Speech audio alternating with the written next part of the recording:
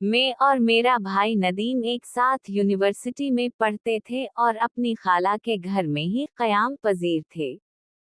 इन्हीं दिनों जबकि सर्दियों की छुट्टियां करीब थीं, नदीम के एक दोस्त फ़ख्र की शादी का दावतनामा मिला। इन दिनों हम ऐसे दावतनामों के मुंतज़िर रहा करते थे कि घर से दूर रहने के बाइस तबीयत इस तरह की रौनकों को तरसती थी। फ़ख्र, नदीम भाई का बचपन का दोस्त था, लिहाजा भाई ने कहा कि तुम भी मेरे साथ चलना चाहो तो उसकी शादी में चलो, यहाँ बोर होती रहोगी। खुशी खुशी हमने तैयारी बांध ली और रवाना हो गए। बस अड्डे पर खालू हमको छोड़ने आए। अभी हम बस में बैठे ही थे कि खाला का फोन आ गया। वो गुसल खाने में गिर गई थी और कूल्हे की हड्डी पर सख्त चोट आई थी। इन्होंने कहा कि अगर बस रवाना नहीं हुई तो अनम को वापस ले आओ, मुझे इसकी जरूरत है। खाला अकेली थी। खालू ने जब मुझे और नदीम को इस मामले से आगाह किया तो मैंने मुनासिब यही जाना कि नदीम भाई के साथ शादी में जाने की बजाय खालू के साथ वापस उनके घर चली जाऊं। शादी में जाने से ज्यादा खाला की देखभाल जरूरी थी। 100 में बस से उतर गई और नदीम अकेले ही चले गए।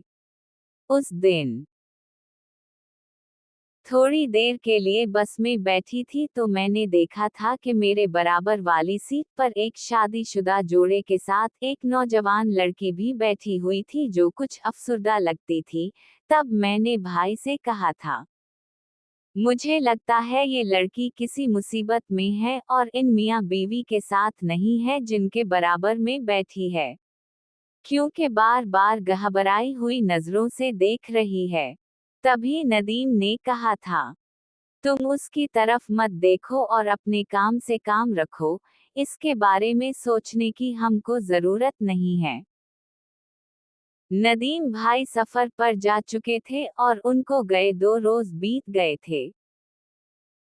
मैं तो समझ रही थी कि वो दोस्त की शादी को खूब एंजॉय कर रहे हैं, लेकिन जब 4 रोज गुजर गए और नदीम भाई नहीं लौटे, ना ही उनका फोन आया तो फिक्र हुई।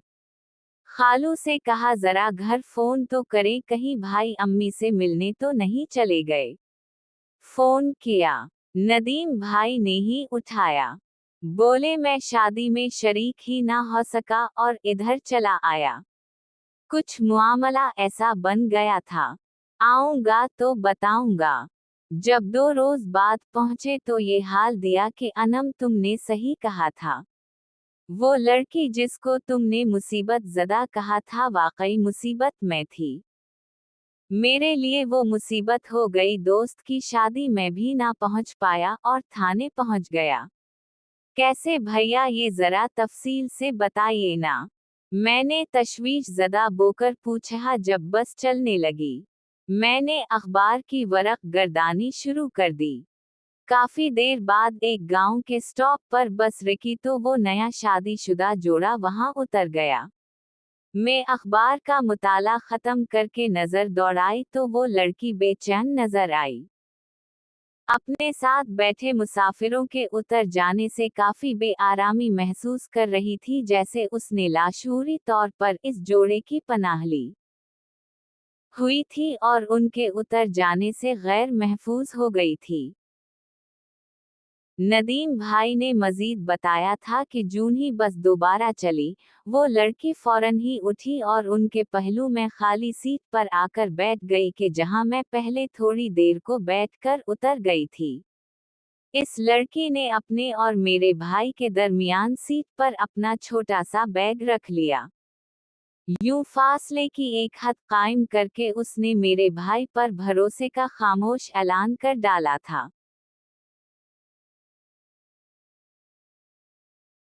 तमाम मुसाफिरों का एक नज़र जायज़ा लेने के बाद उसको भी गालिबन मेरा भाई भी एक ऐसा अजनबी नज़र आया कि जिस पर वो दौरान सफ़र एतबार कर सकती थी। सोच रही थी कि मेरा भाई तो यकीनन हैरान रह गया होगा कि इस लड़की को जगह बदलने और इसके बराबर वाली सीट पर आ बैठने की क्या ज़रूरत पेश आ गई थी। वो सादा देहाती लड़का इस दम अकेली सफ़र करने वाली लड़की के अंदरूनी एहसासात को क्या समझ पाता। शायद वो घर के हालात से तंग आकर निकल भागी हो और अब इस भरी दुनिया में खुद को खतरात में घिरा महसूस कर रही हो। मेरा भाई बेशक एक रहमदिल इंसान है, ताहम उसने अपने पहलू में पनाह की मुतलाशी की जानिब हैरत से जरूर देखा था। वो एक 17 बरस की कबूल सूरत लड़की थी। नदीम को अपनी जानिब मुतवज्जह पाकर अज खुद इससे मुखातिब हो गई। बोली कि आप कहाँ जाएंगे? मैं पिंडी जा रहा हूँ। भाई का जवाब सुनकर वो बुझ-सी गई। इसकी परेशानी को समझकर भाई ने भी सवाल कर दी। आप कहाँ जा रही हैं? इसने बताया कि वो लाहौर अपने मामों के घर जा रही है। क्या तुम्हारे साथ कोई नहीं है? नदीम के इस सवाल पर लड़की ने नजरें झुका ली और इसको चुप सी लग गई। तभी नदीम को शक गुजरा कि कहीं ये लड़की घर से भाग कर तो नहीं आई है। अभी वो उसी सोच में था कि लड़की ने हाथ जोड़ दिए। वो समझ गया कि ये मुझसे रहम मांग रही है और मदद चाह रही है। बस मुसाफिरों से भरी हुई थी, लिहाजा वो जबान से अपनी मजबूरी बयान करने से कासिर थी और ना हालात बता सकती थी। नदीम को इसकी इस हरकत से पसीना आ गया। वो सोच में गुम हो गया। तभी जहन के दरीचे एक एक करके खलने लगे। जो हमदर्दी के जज्बात चंद लम्हों पहले उभरे थे वो साबुन की झाग की तरह बैठ गए। नदीम भाई ने सोच लिया कि मैं इस लड़की के मामले में हरगिज ना पड़ूंगा, पराई आग में क्यों जलूं। लेकिन जब लड़की की आंखों से आंसू बहने लगे तो अपनी बहनों की सूरतें नदीम की नजरों में फिरने लगें। तब इन्होंने दोबारा लड़की के चेहरे पर एक रहम वाली निगाह डाली। दिल में ज़मीर की रोशनी जल उठी। ये ऐसी रोशनी थी कि जिसमें नेकी और बदी के रास्ते साफ नजर आने लगते थे। साफ जाहिर था कि इंसानों से भरी बस में अच्छे और बुरे सभी तरह के लोग थे, लेकिन अपना कोई ना था। बस चलती रही। कुछ देर तक नदीम और लड़की दोनों ही एक खामोशी के समंदर में गोताज़न रहे। लड़की तो ना जाने क्या सोच रही थी, लेकिन नदीम भाई को इस कस्म के सवालात तंग कर रहे थे कि अगर ये लड़की गलत हाथों में पहुंच गई तो इसका क्या हश्र होगा। आखिर ये अकेली घर से निकली ही क्यों? क्या ये सच में मामों के घर लाहौर जा रही है या झूठ बोला है उसने? अभी वो इन्हीं सोचों में गुम था कि लड़की ने खौफजदा और मदहम आवाज में कहा, क्या ऐसा हो सकता है कि आप मेरे साथ लाहौर चलें और मुझे मेरे मामों के घर पहुंचा दें? मुझको अकेले जाने से डर लग रहा है। अगर आप पिंडी में उतर गए तो मैं अकेली रह जाऊंगी। लड़की की इल्तिजा में कुछ ऐसी तासीर थी कि नदीम ने फैसला किया कि वो दोस्त की शादी में जाने की बजाय इस लड़की को लाहौर इसके मामों के घर ले जाएगा, जिसने उसे भाईजान कहकर इसकी गैरत को पुकारा था। हाँ, मैं चलूंगा तुम्हारे साथ और तुमको बहिफाजत तुम्हारे मामों के घर पहुंचा दूंगा। डरो नहीं, मुतमईन और पुरसुकून हो जाओ। भाई ने पिंडी तक का टिकट लिया था। जब बस पिंडी स्टॉप पर रुकी, नदीम उतरकर टिकट काउंटर पर चला गया और आगे लाहौर तक के टिकट की तौसी की दरखास्त की। काउंटर पर अच्छा आदमी बैठा था, उसने उसी बस का आगे लाहौर का टिकट बना दी। टिकट बनवा कर नदीम दोबारा अपनी सीट पर आ बैठा और मशरूब और खाने की कुछ अशिया जो रैपर में पैक थीं, लड़की को लॉकर दे दें। मेरे भाई को इल्म ना था कि बस में मौजूद दो अफराद गहरी नज़रों से इस लड़की और नदीम का मुशाहिदा करते आ रहे हैं और उनकी हरकत और सिकनात पर नज़र रखे हुए हैं। ये दोनों हजरात ड्राइवर और बस कंडक्टर थे। पिंडी से दोबारा लाहौर का टिकट कराने पर इन्होंने नोट कर ली था कि इस मुसाफिर ने अकेली लड़की से कुछ गुफ्तगू के बाद अपने सफ़र को तूल दिया है। तभी वो मानी खेज नजरों से आपस में बातें करने लगे। मेरे भाई का दिल मुतमईन और ज़मीर साफ था। उसको उनसे कोई खौफ महसूस ना हुआ, बल्कि नदीम ने उनकी जानिब तवज्जो ही ना दी। वो तो यही सोचता रहा कि अच्छा हो गया जो इसने इस अकेली लड़की का साथ दिया है, वरना बस रात को लाहौर पहुंचती तो ये किस कदर परेशान होती। ये कैसे मामों के घर पहुंचती जो बस अड्डे से काफी दूर था। बस कुछ लेट हो गई और रात के तकरीबन 1 बजे ये लाहौर पहुंचे। लॉरी अड्डे तक आते आते मुसाफिर रास्ते में उतरते गए। बस अब तकरीबन खाली हो चुकी थी।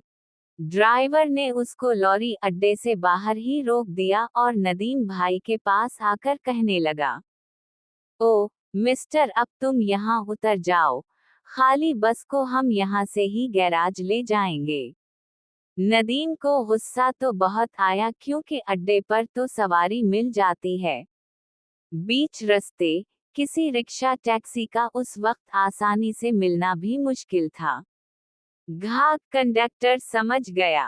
कहने लगा, अड्डा ज्यादा दूर नहीं है, पैदल चले जाओगे, आगे सवारी मिल जाएगी। तब नदीम ने लड़की से कहा, चलो बहन, तुम भी उतर जाओ। तब ड्राइवर और कंडक्टर दोनों बोले, इसको उतरने का क्यों कह रहे हो? ये क्या लगती है तुम्हारी? क्या ये तुम्हारे साथ है? हाँ, मेरे साथ है। ये तुम्हारे साथ नहीं है, हमको मालूम है। हमने उसको मुफ्त बस में सफर कराया है। इसके पास तो टिकट के भी पैसे नहीं थे। तुम क्यों झूठ बोल रहे हो? जबकि तुम तो बाद में बस पर चढ़े थे। क्यों नहीं उतरेगी ये? नदीम ने सवाल किया। तुम क्यों रोक रहे हो इसको? मेरी तो ये बहन जैसी है। तुम बताओ कि तुम्हारी क्या लगती है? ये सुनते ही कंडक्टर ने भाई के गिरेबान में हाथ डाल दिया और गुंडागर्दी के अंदाज में करीब आ गया। इसलिए नहीं जाएगी तेरे साथ कि इस पर पहला हक हमारा है। हम इसको यहाँ तक बगैर टिकट लाए हैं। ये लड़की घर से भागकर लाहौर तक हमारी हिफाजत में आई है। हमने तमाम रास्ता मुफ्त में तो उसकी निगरानी नहीं की। अब तुम अपना रास्ता नापो, ये हमारा माल है। भाई नदीम मुझे जब ये सब बता रहा था तो इसका चेहरा गुस्से और गैरत से सुर्ख हो गया था। मुझे लगा जैसे कि मेरे भाई का दिमाग ही नहीं, सारा वजूद जल रहा है और अब आगे इस किस्से को दोहराने की इसमें हिम्मत नहीं है। तुमने फिर क्या किया नदीम भैया? मैंने हिम्मत करके पूछ ही लिया। क्या करता, अकेला था और एक गैर लड़की साथ थी। बस हिम्मत से काम लिया और कंडक्टर का गिरेबान पकड़कर पूरी कुव्वत से खींचकर इसको बस से उतार लिया। मेरे भाई की खुशकिस्मती के उसी वक्त चंद मुसाफिर अड्डे से इस तरफ पैदल आ गए। उनको देखकर नदीम की हिम्मत हो गई और उसने ऊंची आवाज में कंडक्टर और ड्राइवर को बुरा भला कहना शुरू कर दी, ताकि करीब आते मुसाफिर, जो तादाद में 5-6 के करीब थे, उसकी आवाज पर मुतवज्जह होकर इस जानिब आ जाएं और उनकी मदद से वो इस बेबस लड़की को बस से नीचे उतार ले, जिसको इन्होंने अभी तक उतरने ही ना दिया था। डर ये भी था कि कहीं ड्राइवर बस चलाकर भगा ले जाए और इसमें महबूस लड़की अगवा हो जाए। जून ही नदीम और कंडक्टर की हाथापाई शुरू हो गई। ड्राइवर बस से नीचे उतर आया, क्योंकि नदीम ताकतवर जबकि कंडक्टर कमजोर और कम ताकतवर था। ड्राइवर ने लड़ाई में मदाखलत की और कहा कि ओ छोकरे, आपे में रहो, आखिर तुम लगते क्या हो इस लड़की के, जो तुमको इसकी इतनी फिक्र पड़ गई है। मैं जानता हूँ तुम इसको अकेली पाकर इसके लिए पिंडी से लाहौर तक आ गए हो। अब अगर अपनी खैर चाहते हो, खुद की राह लो, वरना बस चढ़ा दूंगा तुम पर, सुबह तेरी लाश कुचली हुई मिलेगी। नदीम ने उसकी धमकियों की परवाह न की और चीख चीख कर मदद के लिए पुकारने लगा। कुछ दूरी पर गुजरते मुसाफिरों की तवज्जो बिलाखिर इस तरफ मबजूल हो गई और वो लोग उनकी तरफ दौड़ कर आ पहुंचे। वो पूछने लगे क्या हो गया है, ये तुम लोग क्यों आधी रात को चला रहे हो। उनके आ जाने से नदीम और लड़की दोनों को ढारस मिली। तभी लड़की बस के अंदर से बोली, भाइयों बचा लो मुझे, बस से बाहर निकालो। लोग जब लड़की की तरफ मुतवज्जह हुए, उसने हिम्मत की। वो जो देर से सीट पर खौफजदा सी बैठी हुई थी, जल्दी से नीचे उतर आई और भीड़ से होती हुई मेरे भाई के पहलू में आकर खड़ी हो गई, जैसे वाकई वो इसकी रिश्तेदार हो। 5-6 अफराद को मजमा पाकर ड्राइवर ने खुद पैंतरा बदल लिया और लोगों को भाई ही के खिलाफ भड़काना शुरू कर दी कि ये लड़का इस लड़की को भगा कर ले जा रहा था। हमने उसको शर्म दिलाई तो हम ही से उलझ गया है। इससे पहले के लोग नदीम के खिलाफ बोकर इसको मारना पीटना शुरू कर देते। लड़की ने कहा, भाइयों ये ड्राइवर और कंडक्टर मुझे बस में से उतरने ना देते थे और ये मुझे अगवा करना चाहते थे। इस लड़के ने मुझे बचाना चाहा है, तब ये इसको मारने पर आ गए हैं। अगर आप उस वक्त ना आते तो ना जाने क्या होता। मेरे भाई का ज़मीर साफ था। कहा कि कसम खाता हूँ कि ये लड़की मुझको सगी बहनों की तरह है। बस लेट हो जाने से, अकेली घर जाने से खौफजदा थी। मुझसे कहा कि आप मुझको घर पहुंचा दो, सवारी यहाँ नहीं मिल सकती थी, लिहाजा मैंने हामी भर ली। बस यही सच है, आप यकीन करें या ना करें। मैंने सच बताया है, झूठ का सहारा नहीं लिया। चाहे तो आप लोग भी साथ चलें। हम इस लड़की को जहां ये कहती है, अभी पहुंचा कर आ जाते हैं। उन लोगों में से एक ने कहा कि अगर तुम सच हो तो अपना शनाख्ती कार्ड हमको दिखा दो। भाई ने शनाख्ती कार्ड उनको दिखाया।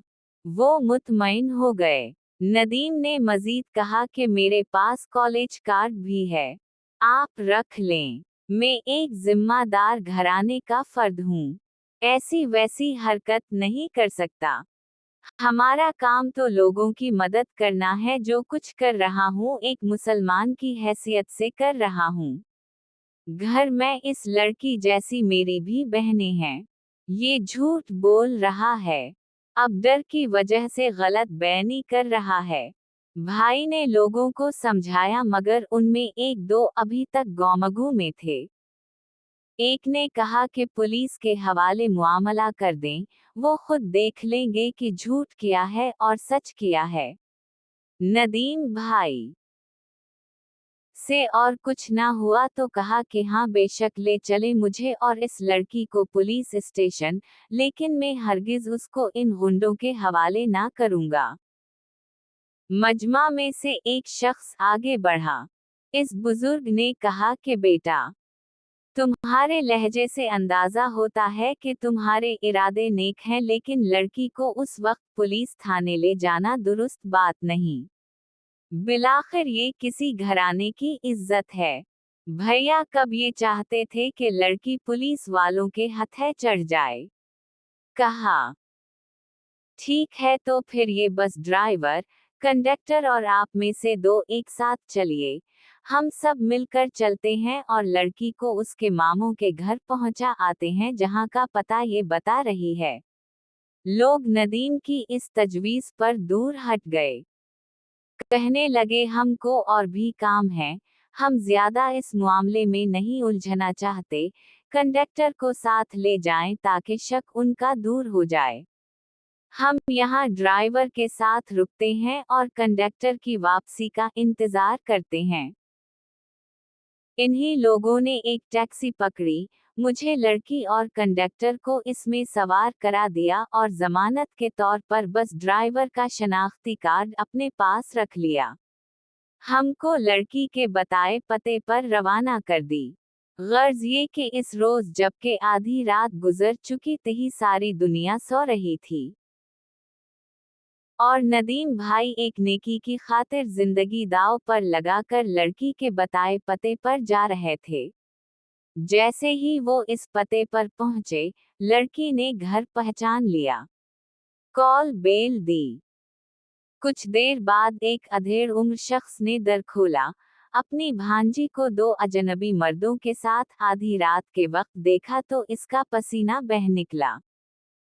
लड़की तो छपाक से घर के अंदर चली गई और मामू हाल जानने के लिए वहां ही दरवाजे पर ठहर गया। नदीम भाई ने उन बस वालों के बुरे इरादों पर पानी फेर दिया था, तभी कंडक्टर अंदर ही अंदर खोल रहा था। इसने झट फिर से लड़की के मामों के सामने गलत बयानी शुरू कर दी और मामू मौसूफ भी बगैर सारी हकीकत जाने नदीम भाई पर गुस्सा करने लगे। कहा कि अगर ये शरीफ बस कंडक्टर मेरी लड़की की मदद ना करता तो तुम ना जाए इसको यहाँ लाने की बजाय कहाँ ले जाते। नदीम भाई बेचारे खजिल, उनका दिल खून हो गया कि नेकी करके फंस गए थे, क्योंकि इसने ड्राइवर और कंडक्टर के दाल ना गलने दी थी। बहरहाल इतना तो उनको मालूम हो गया कि लड़की सौतेली माँ के सलूक से तंग होकर भागी थी और इसके मामों को भी इस अमर का इल्म था कि उसकी माँ का सलूक बच्ची से बहुत बुरा है।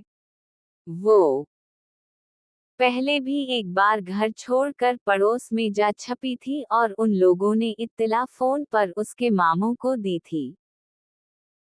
जब इस अफसुर्दा लड़की का किस्सा नदीम भाई से मुझको मालूम हुआ तो बहुत गम हुआ था कि वालिदैन खास तौर पर इन बच्चों का ख्याल क्यों ना करते जिनकी माएं वफात पा जाती हैं। तब अगर सौतेली माँ के सख्त सलूक से तंग लड़की घर छोड़ दे और लोग इसको बदचलन या घर से भागी हुई समझ लें और कोई इसकी मदद ना करे तो इस सफ़ाक दुनिया में ऐसी नादान का क्या हशर होता होगा। आपसे दरखास्त है कि इस कहानी को अपने दोस्तों के साथ शेयर करें और मज़ीद ऐसी कहानियाँ देखने के लिए हमारे चैनल को देखते रहें।